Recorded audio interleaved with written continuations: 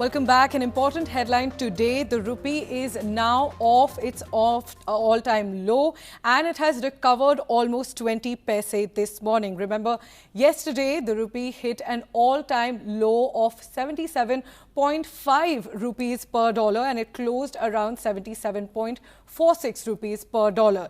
Rupee had in fact weakened by close to 60 paise yesterday to hit its all-time low. And if we give you a larger picture, the rupee has depreciated almost 4% over the last 6 months. Now, why is this happening now? Foreign funds outflows are stressing the rupee.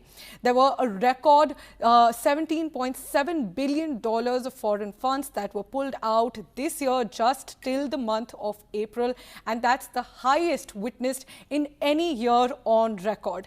Investors are now shifting to safer assets amid uncertainty on global markets due to the Ukraine war, due to inflation and rising interest rates across economies. With this, investors are pulling out funds from emerging and developing economies like India and taking it to safer assets like the United States. Along with this, the demand for foreign currencies also going up with the Brent crude prices going up. We also have a guest joining us on this topic to make sense of the rupee journey till now and to explain the impact that it could have on the common people. Raj Nair joining us on the show. He's an expert on global economic issues and the chairman of Avalon Consulting member, and he's also the president of the Chamber of Commerce and Industry. Sir, welcome to the show. So my first question is that we've been looking at foreign outflows as a major reason for the rupee falling down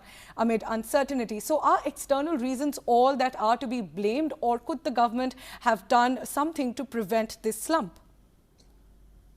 See, you explained the situation very well at the outset, but I'd like to say that there are external reasons and internal reasons, and currently it's more the external reasons which are at play than the internal reasons. Many listeners might remember that exactly on this date, 10 years ago, that is May 10, 2012, India was faced with the same situation where all currencies were receding against the dollar. And as you mentioned, we have a 4% loss since the beginning of this year in the value of the rupee. So-called stronger currencies like the yen, the yuan, the euro, the pound have lost much more. For instance, they're in the region of 8 to 11% loss as against a 4%. But that's very little solace. As you rightly said, the demand for dollars has gone up because the interest rates have gone up. Dollars are safe haven currency. It's the reserve currency under which most trades happen. Right. So people need dollars. If the dollars move out of the emerging markets or even the strong markets, developed markets to USA, there's a sudden increase in demand for dollars. And that simple economics suggests that the dollar price goes up. That's right. Really the cause, but there are other internal causes too, which you referred to, but I can answer that if you think you need clarification on that too. Right. So as you mentioned, the dollar's demand picking up and it is in fact hit a 2-decade high. So that's also stressing the rupee. But also the impact on the common man. How does the rupee slumping to an all-time low impacting the common man? How can it impact our import bills? And what will be the further translation into overall inflation in the country? Will it be exaggerated even more as it's already above the RBI's threshold? Yeah. So, inflation is in some sense driving this current account deficit, which is also driving the value of the rupee. Oil prices have gone up. All commodity prices have gone up. Our current account deficit has gone up. So we need dollars. So, but the immediate impact is that a lot of imports will become expensive. So whether it's automobile or any electronic product, where we buy chips, edible oil, all these are going to go up. And for the common man, edible oil is the most important thing. In our food mix, most of the things are domestic, except some pulses and edible oil. So that's going to hurt. As it is, the edible oil prices have gone up beyond the reach of the lower middle class. So this is going to be a bit of a problem. But everything is not bleak. There are certain things the government of India can do and certain things the Reserve Bank can do. If you look at what the Reserve Bank did 10 years ago on May 10th, they said, okay, now overnight positions of all exporters have to be, our banks have to be brought down to zero.